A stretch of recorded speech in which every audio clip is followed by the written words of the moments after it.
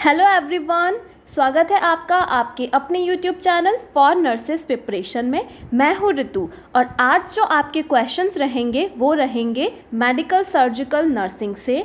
Video को पूरा देखिएगा ताकि आपके एक भी क्वेश्चन इसमें से मिस ना हो जाएं।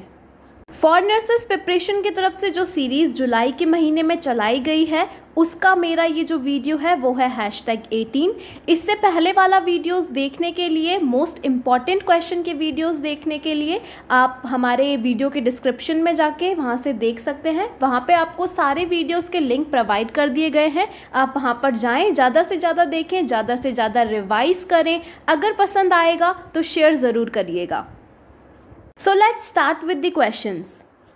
Question number 1 है, a burn patient is admitted to the hospital. After the admission, which of the following drug should be given to this patient immediately? जले यानी बर्न हुए पेशेंट को एडमिशन के तुरंत बाद निम्न में से कौन सी ड्रग देनी चाहिए? आपके ऑप्शंस हैं ए एस्पिरिन, बी टिटेनस टॉक्साइड, सी पेनिसिलिन और D none of the above. And the correct option is option number B, that is tetanus toxoid. Burn patient के एडमिट होने के तुरंत बाद ड्रग्स के रूप में सर्वप्रथम टिटेनिक्स टॉक्सॉइड दे देनी चाहिए या फिर डॉक्टर के अनुसार एनाल्जेसिक, आईवी फ्लूइड्स या फिर एंटीबायोटिक आदि ड्रग्स भी दे देनी चाहिए। ऐसे पेशेंट को नर्सिंग केयर मुख्यतः ABC that is airway, breathing and circulation rule के अनुसार दी जानी चाहिए। सामान्यतः बर्न पेशेंट को fluid replacement therapy Poclain formula से दी जाती है। Question number 2 is choose from the following finding which is maximum found in SLE suspected patient. SLE के सस्पेक्टेड डायग्नोसिस वाले पेशेंट में निम्न में से कौन सी फाइंडिंग पाई जाने की संभावना सर्वाधिक होती है? आपके ऑप्शंस हैं A rashes on the face across the bridge of a nose and on the cheeks, B elevated RBC count, C fever और D fatigue. And the correct option is option number A, that is rashes on the face across the bridge of the nose and the cheeks. अगर हम यहाँ पे SLE की बात करें तो जैसा कि आप सब जानते हैं SLE का फुल फॉर्म होता है सिस्टमैटिक ल्यूपस इरिथ्रोमैटोसिस। इसमें मुख्यतः फेस यानी गालों पर रैशेस बन जाते हैं तथा यह एक ऑटो इम्यून डिजीज़ भी होती है। इसमें मुख्यतः शरीर के कनेक्टिव टिश्यू प्रभावित होते हैं। अगर हम यहाँ पर फटीग और फीवर वाले ऑप्शन की बात करें तो यह सभी डिजीज़ में कॉमन फाइंडिंग होती है, जबकि अगर यहाँ पे हम SLE की बात करें तो एनीमिया एक मुख्य क्लिनिकल फाइंडिंग SLE में देखी जाती है। क्वेश्चन नंबर 3 है, Which of the following function is performed by osteoblast cell in our body? हमारे शरीर में ईस्टियोब्लास्ट सेल के द्वारा निम्न में से कौन सा कार्य या फंक्शन किया जाता है? आपके ऑप्शंस हैं A production of estrogen, B muscle formation, C bone formation और D all of the above. And the correct option is option number C, that is bone formation. हमारे शरीर की ईस्टियोब्लास्ट जो सेल होती है उसको बोन फॉर्मिंग सेल भी कहा जाता है। मतलब ईस्टियोब्लास्ट सेल का मुख्य कार्य बोन फॉर्मेशन करना होता है और बोन मैरो में रेड ब्लड सेल का फॉर्मेशन होता है। इसको हम हिमेटोपोइसिस भी कहते हैं और बाकी वाले जो सारे ऑप्शंस हैं ये कार्य ईस्टियोब्लास्ट सेल का नहीं होता है। Question number 4 is, if a patient with repairment or plaster of a radial fracture 12 hours before, which of the following clinical finding is seen by the nurse as she went to inform immediately to the orthopedic surgeon? एक patient में 12 hours पहले radial fracture का repayment या फिर plaster हुआ था।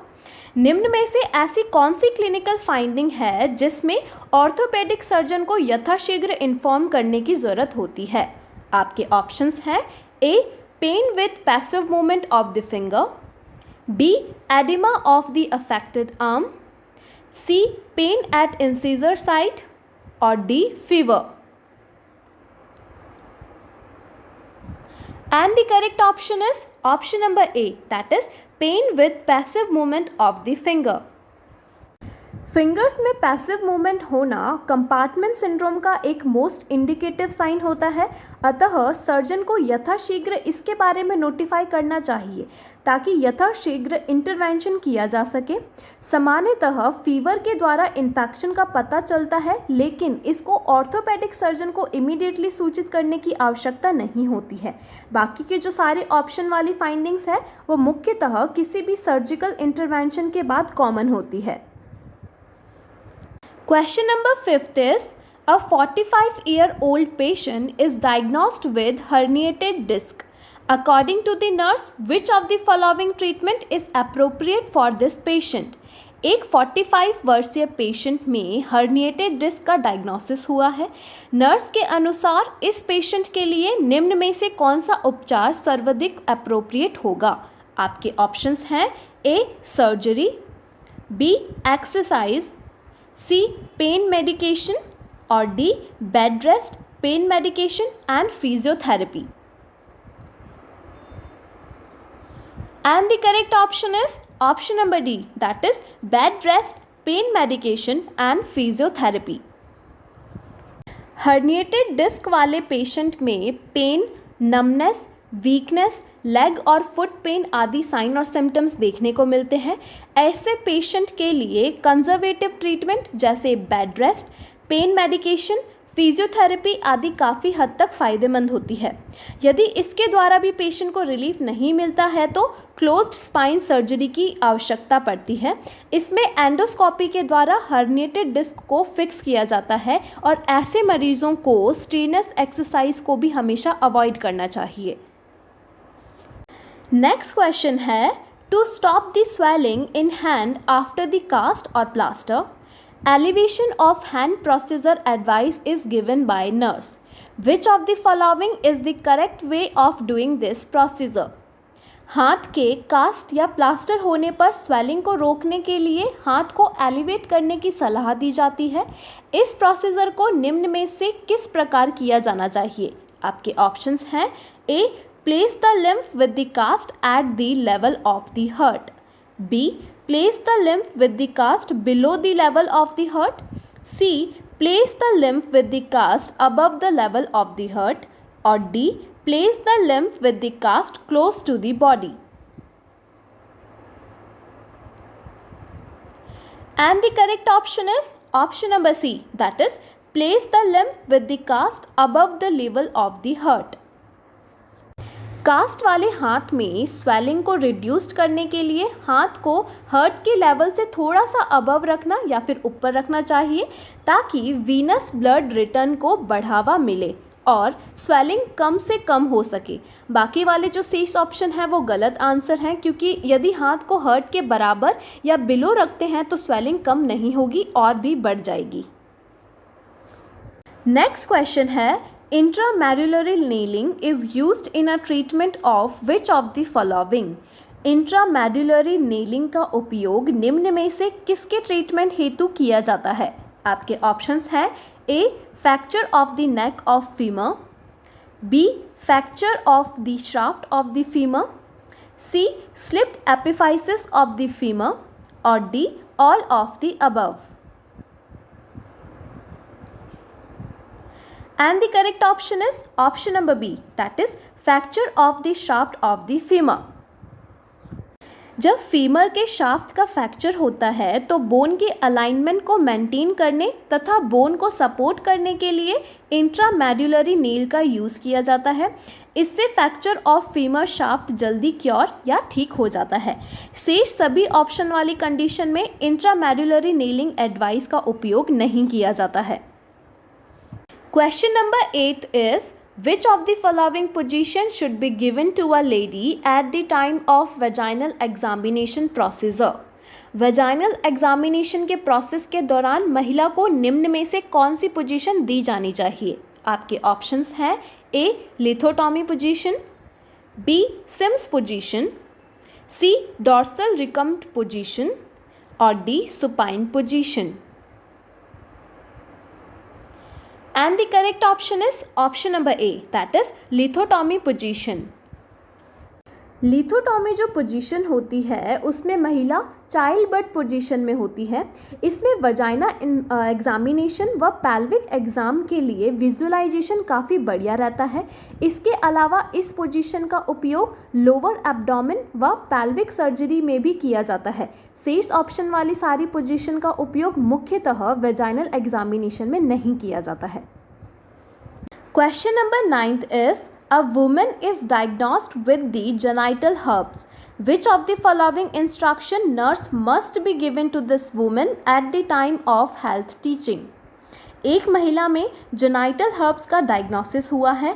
Nurse के द्वारा इस महिला की हेल्थ टीचिंग में किस इंस्ट्रक्शन को आवश्यक रूप से सम्मिलित करना चाहिए? आपके ऑप्शंस हैं A. Oral sex is permissible without a barrier, B. A urologist should be seen only when lesions occur. C. Use condom at all time during sexual intercourse. Or D. Determine if your partner has received a vagina against herb. And the correct option is option number C, that is use condom at all time during sexual intercourse. Genital herb से ग्रस्त महिला को यह instruction आवश्यक रूप से दिया जाना चाहिए कि जब तक लेसन पाए जाते हैं तब तक महिला को इंटरकोर्स से दूर रहना चाहिए और महिला को ओरल सेक्स के लिए तो स्ट्रिक्टली मना कर देना चाहिए। और यदि महिला सेक्सुअल एक्टिविटी करती है तो महिला को सेक्स के दौरान हमेशा कॉन्डम का यूज़ करना चाहिए। इसके अलावा जेनाइटल हर्ब्स का भी कोई अभी तक वैक्सीन अवेलेबल नहीं है, अतः महिला को पीरियोडिक एग्जामिनेशन की सलाह भी दे देनी चाहिए। Okay my future nurses, so next and the last question of this video is a woman must be instructed to do breast self examination if she suffer from which of the following medical problem? निम्न में से ऐसी कौन सी medical problem से ग्रस्त होने पर महिला को ब्रेस्ट सेल्फ एग्जामिनेशन के लिए आवश्यक रूप से इंस्ट्रक्शन दिए जाने चाहिए? आपके ऑप्शंस हैं A. Endometrial polyps, B. Ovarian cancer, C. Cervical dysplasia और D. Dermoid cyst. And the correct option is option number B, that is ovarian cancer. जो महिला ओवेरियन कैंसर से पीड़ित होती है उनमें ब्रेस्ट कैंसर होने की काफ़ी ज़्यादा संभावना रहती है। नर्स के द्वारा महिला को ओवेरियन कैंसर से ग्रस्त होने पर आवश्यक रूप से ब्रेस्ट सेल्फ एग्जामिनेशन का दिशा निर्देश देना चाहिए ताकि ब्रेस्ट कैंसर का अर्ली डिटेक्शन हो सके और यथाशीघ्र ट्रीटमेंट किया जा सके। सो माय फ्यूचर नर्सेस, आज की वीडियो के लिए बस इतना ही। उम्मीद करती हूँ आपको ये सारे क्वेश्चन बहुत ही ज़्यादा अच्छी तरीके से समझ आ गए होंगे। आपके लिए ये आगे आने वाले पेपर में बहुत ही यूज़फुल रहेंगे। With this note, all the very best for your upcoming exam. I know you guys can do it and together with keep learning, keep supporting for nurses preparation. I will see you tomorrow.